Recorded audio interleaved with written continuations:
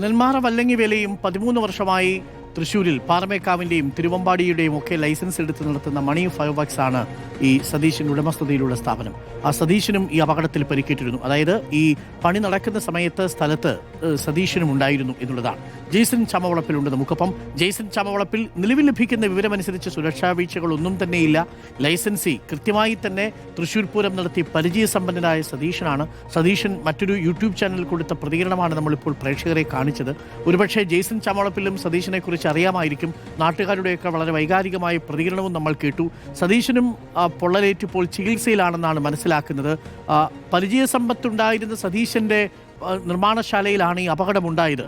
ഒരുപക്ഷെ കാലാവസ്ഥ, ചൂട് കൂടിയത് ഒക്കെ വലിയ രീതിയിൽ ഈ ദുരന്തത്തിനൊരു കാരണമായിട്ടുണ്ടാവാം, അല്ലേ ജെയ്സൺ? അരുൺകുമാർ, തീർച്ചയായും ഈ കരിമരുന്ന് നിർമ്മാണം എന്ന് പറയുന്നത് ജീവൻ പണയം വെച്ചിട്ടുള്ള ഒരു പരിപാടിയാണ്. ഏത് ആനയെപ്പോലെ തന്നെയാണ് കരിമരുന്നും. ഏത് സമയവും എന്തും സംഭവിക്കാവുന്ന റിസ്ക് എടുത്തുള്ള ജീവിതമാണ് അവരുടേത്. അത്തരമൊരു വലിയ പ്രതീക്ഷകളോടുകൂടി നിരവധി തൊഴിലാളികൾ ഇവിടെ വരികയും പണിയെടുക്കുക ചെയ്തു. ഇവിടെ സംഭവിച്ചത് ഒരിക്കലും സംഭവിക്കാൻ പാടില്ലാത്ത ഒന്നായിരുന്നു. അതീവ വേദനാജനകമായ ഒന്നായിരുന്നു. നാം ഇവിടെ വരുമ്പോൾ ആദ്യം കണ്ട് ഫയർഫോഴ്സിൻ്റെ ഉദ്യോഗസ്ഥർ പകച്ചു നിൽക്കുന്ന ഒരു കാഴ്ചയാണ്. നിസ്സഹായരായി നോക്കി നിൽക്കുന്ന അവസ്ഥ. ഇവരെല്ലാവരും നമ്മോടൊപ്പം ചേരുന്നുണ്ട്. ഇപ്പോൾ എത്ര മണിക്കാണ് ഇങ്ങനെ ഒരു സംഭവം നടക്കുന്നത് നിങ്ങൾക്ക് വിവരം ലഭിച്ചത്? നമുക്ക് ഉച്ചയ്ക്ക് ശേഷം ഒരു 3:30 വിവരം ലഭിക്കുന്നത്. എന്തായിരുന്നു ലഭിച്ച വിവരം?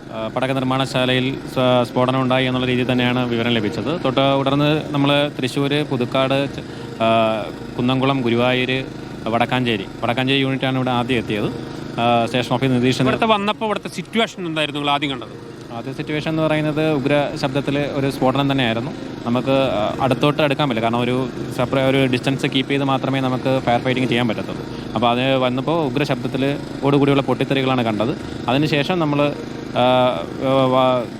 വന്നൊരു അല്പം കഴിയപ്പോൾ ഞങ്ങൾ നിങ്ങളുടെ മുന്നിൽ വണ്ടിയിലുണ്ടായിരുന്നു. ഇവിടെ വന്ന് ഇങ്ങോട്ട് കടക്കാൻ കഴിയാത്തൊരു അവസ്ഥയാണ്. സ്വാഭാവികമായിട്ട് ഇതിന് അടുത്ത് വരെ വലിയ പൊട്ടിത്തെറികൾ, നമ്മളൊക്കെ പലതവണ പിന്തിരിഞ്ഞിടുന്ന അവസ്ഥയുണ്ടായിരുന്നു. ഇത്തരം സിറ്റുവേഷൻ നമുക്ക് എന്താ ചെയ്യാൻ കഴിയത്തില്ല? അല്ല, ഇത്തരം സിറ്റുവേഷൻസ് എന്ന് പറയുന്നത് നമ്മൾ പൊതുജനങ്ങളുടെയും അതുപോലെ നമ്മുടെയും സേഫ്റ്റി നോക്കിയിട്ട് മാത്രമേ നമുക്ക് രക്ഷാപ്രവർത്തനം ചെയ്യാനായിട്ട് കഴിയുള്ളൂ. അതുകൊണ്ടാണ് നമ്മൾ ഉടൻ തന്നെ അകത്തോട്ട് കയറ്റാത്തത്. എന്നാൽ ഒരു ഏകദേശം 1 മണിക്കൂർ കഴിഞ്ഞപ്പോൾ സ്ഥിതി കൺട്രോൾ ആവുകയും ചെയ്തു. ഇനി ഇപ്പോഴത്തെ പൊസിഷൻ എന്താ? ഇപ്പോഴത്തെ പൊസിഷൻ സേഫാണ്.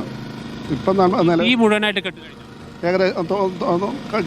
കഴിഞ്ഞിട്ടുണ്ട്. തീ മൊത്തം അതിൽ ചെറിയ ചാരത്തിൻ്റെ അടിയിലേക്ക് തീക്കേണ്ട സാധ്യതയുണ്ടോ? ചെറിയ ഒരു കനലിന് സാധ്യതയുണ്ടോ?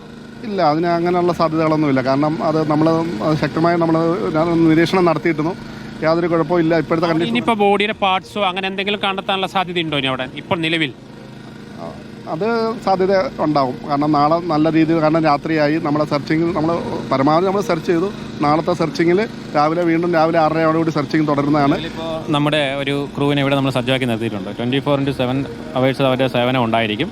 ആ ഒരു ക്രൂ ഇവിടെ സജ്ജമാണ്. അതുപോലെ തന്നെ ഇപ്പോൾ ജലാശയത്തിൽ ഒരു തെരച്ചിൽ നമ്മൾ അവസാനിപ്പിക്കാൻ കാരണം വെളിച്ചക്കുറവാണ് കാരണം. ഏകദേശം 9 മണിയോടുകൂടി വെളിച്ചക്കുറവ് ഉള്ളതുകൊണ്ട് അവസാനിപ്പിച്ചു. നാളെ രാവിലെ വെളിച്ചം വന്നുടനെ ഇത് പുനരാരംഭിക്കും. ഇന്ന് നടന്ന അതേ സെർച്ച് നാളെയും തുടരും. അതേ തുടരും. ഈ സ്കൂബ വിഭാഗത്തിൻ്റെ കൂടി ഇന്ന് ഇപ്പോൾ എവിടേക്ക് നിങ്ങൾ സെർച്ച് ചെയ്തു? ഇപ്പോൾ തൃശ്ശൂർ ജില്ലാ ഫയർ ആൻഡ് റെസ്ക്യൂ സർവീസസിൻ്റെ തൃശ്ശൂർ ജില്ലാ സ്കൂബ ടീമാണ് വേണപ്പെട്ട എസ്റ്റിയോട്. ഇന്നിപ്പോൾ എവിടെയാണ് സെർച്ച് നടത്തിയത്? എവിടെ? ഇവിടെ അവിടുത്തെ ഒരു കുളത്തിലാണ് സെർച്ച് നടത്തിയിരിക്കുന്നത്. അവിടുന്ന് എന്തെങ്കിലും കണ്ടു കിട്ടിയോ? അവിടുന്ന് കുറച്ച് പടക്കം ഗുണ്ടുകൾ കുറച്ച് കിട്ടിയിട്ടുണ്ട്. ബാക്കി സേഫ്റ്റിയുടെ ഭാഗമായിട്ട് സാറിൻ്റെ നിർദ്ദേശപ്രകാരം ആദ്യം നമ്മൾ എയർ സിലിണ്ടർ തുറന്നു വിട്ടിട്ടാണ് പരിശോധിച്ചത്. അതിനുശേഷം ടീം ഇറങ്ങി. എങ്കിലും ആഴം നാളെ വീണ്ടും പരിശോധനയുണ്ടോ? സാറിൻ്റെ നിർദ്ദേശത്തിൽ തുടരും. ഇതിപ്പോൾ നാളെ സ്വാഭാവികമായിട്ട് ഇത് വളരെ പ്ലെയിൻ ആയിട്ടുള്ള പ്രദേശമാണ്. ഇപ്പോൾ അങ്ങനെ മറഞ്ഞു കിടക്കാനുള്ള സാധ്യതയൊന്നുമില്ല. വലിയ ബോഡി ആണെങ്കിലും അങ്ങനെയൊന്നുമില്ല. നിങ്ങൾ ഇന്നത്തെ ഒരു വിലയിരുത്തലനുസരിച്ച് എത്രമാത്രം ഇനി സാധ്യതകളുണ്ട് അത്തരമൊരു അപകടാവസ്ഥയ്ക്ക്? അല്ല, ഇതിപ്പോൾ നിലവിൽ നമ്മൾക്കിതിൽ എത്രമാത്രം ആൾക്കാർ ഉൾപ്പെട്ടിട്ടുണ്ട് എന്നുള്ളൊരു അറ്റൻഡൻസോ അല്ലെങ്കിൽ ഒരു രജിസ്റ്ററോ നമുക്ക് ലഭ്യമല്ല. അപ്പോൾ അത് ബന്ധപ്പെട്ട ആൾക്കാരുമായിട്ട് പരിശോധിച്ചതിന് ശേഷം മാത്രം നമുക്ക് പറയാൻ സാധിക്കുന്നത്. അരുൺകുമാർ, അതാണ്. നാളെയും തിരച്ചിൽ തുടരും. കടാവർ നായ്ക്കളെ കൊണ്ടുവരുന്നുണ്ട്. അതുപോലെ തന്നെ മറ്റ് രീതിയിൽ സ്ഫോടക വസ്തുക്കളെ പരിശോധനയ്ക്ക് നായ്ക്കളെ കൊണ്ടുവരുന്നുണ്ട്. ഇവർ വന്നെത്തുന്ന സമയത്ത് ഒന്നും ചെയ്യാൻ കഴിയാത്ത സ്ഥിതിയായിരുന്നു. ഇവിടെ നിന്ന് ഒരു അടി പോലും മുന്നോട്ട് നീങ്ങാൻ കഴിയാത്ത അവസ്ഥ. മാത്രവുമല്ല, തുടർച്ചയായ സ്ഫോടനങ്ങൾ വലിയ രീതിയിൽ അമിട്ടും അതുപോലെ തന്നെയുള്ള മറ്റു സ്ഫോടക വസ്തുക്കളും വലിയ രീതിയിൽ പൊട്ടിത്തെറിക്കുന്ന അവസ്ഥ. പലപ്പോഴും ഇവർക്കൊപ്പം നമ്മളും പിന്തിരിഞ്ഞ് ഓടുന്ന സ്ഥിതി ഉണ്ടായിരുന്നു ഇതിൻ്റെ തുടക്കത്തിൽ. അതിനുശേഷം ഏകദേശം ഒരു 1.5 മണിക്കൂറിന് ശേഷമാണ് ചെറിയ തോതിൽ ശാന്തമായത്. എന്നിട്ട് പോലും വീണ്ടും ഫയർഫോഴ്സ് വെള്ളം നനയ്ക്കുമ്പോഴൊക്കെ വീണ്ടും ചെറിയ ചെറിയ പൊട്ടിത്തെറികളൊക്കെ ഉണ്ട്. ഏതായാലും അതീവ അപകടകരമായ സാഹചര്യമായിരുന്നു. ഒരു നേരത്തെ നാം പറഞ്ഞതുപോലെ തന്നെ രക്ഷാപ്രവർത്തനത്തിന് അതിൻ്റെ ഏറ്റവും വലിയ പരിമിതികൾ കണ്ട ഒരു സാഹചര്യമായിരുന്നു. ഒന്നും ചെയ്യാൻ കഴിയില്ല. വെടിക്കെട്ട് സാമഗ്രികളുടെ ഏറ്റവും പ്രധാനപ്പെട്ട കാര്യം എന്ന് പറയുന്നത് അത് ഒരു തവണ ഉണ്ടാക്കി കഴിഞ്ഞാൽ അത് പൊട്ടിക്കാതെ നശിപ്പിക്കാതെ, ആ രീതിയിൽ നശിപ്പിക്കാതെ, പൊട്ടിച്ച് നശിപ്പിക്കാതെ ഒരു വലിയ വെടിക്കെട്ട്, ഒരു കഥനയാണെങ്കിലും അല്ലെങ്കിൽ അതുപോലുള്ള വലിയ ഗുണ്ടാണെങ്കിലും അമിട്ടാണെങ്കിലും അത് മറ്റു രീതിയിൽ മറ്റെന്തെങ്കിലും സാധനം നമുക്ക് പൊളിച്ചു കളഞ്ഞാൽ അത് ശരിയാക്കാം. പക്ഷേ ഇത് കത്തി നശിച്ചേ മതിയാവൂ. അങ്ങനെ അത് പൂർണ്ണമായും കത്തിത്തീരുന്നതുവരെ നോക്കി നിൽക്കാൻ മാത്രം, നിസ്സഹാരായി നോക്കി നിൽക്കാൻ മാത്രമേ നമുക്ക് കഴിഞ്ഞുള്ളൂ. അതൊരു അനിവാര്യമായിരുന്നു. അല്ലാതെ അതിലേക്ക് എടുത്തു ചാടുന്ന ഒരു സാഹചര്യം അത് കൂടുതൽ അപകടവും ദുരന്തവും വഴിവെക്കും. അതുകൊണ്ട് തന്നെയാണ് ഒരു ചെറിയ തോതിൽ ശമനം വന്നപ്പോൾ ഉടനെ തന്നെ ഫയർഫോഴ്സ് അത് ഇടപെടുകയും പിന്നീട് അവിടെ നിന്ന് 1-2 മൃതദേഹങ്ങൾ കിട്ടി. ഈ സമീപ പ്രദേശങ്ങളെല്ലാം തന്നെ മൃതദേഹങ്ങളുടെ അവശിഷ്ടങ്ങൾ കിടന്നിരുന്നു. അതെല്ലാം പെറുക്കിയെടുത്തു. നാളെയും ഇതേ പരിശോധന തുടരും. അതോടൊപ്പം തന്നെ തുടർ നടപടികളിലേക്ക് കടക്കും. ഇപ്പോൾ എൻ്റെ പുറകിൽ കാണുന്ന ഈ സ്ഥലം മുഴുവൻ പോലീസ് വന്ന് സുരക്ഷാ ക്രമീകരണങ്ങളൊക്കെ ഏർപ്പാടാക്കിയിട്ടുണ്ട്. ഇനി നാളെ നടക്കാൻ പോകുന്ന പ്രധാനപ്പെട്ട കാര്യം ഫോറൻസിക് പരിശോധനയാണ്.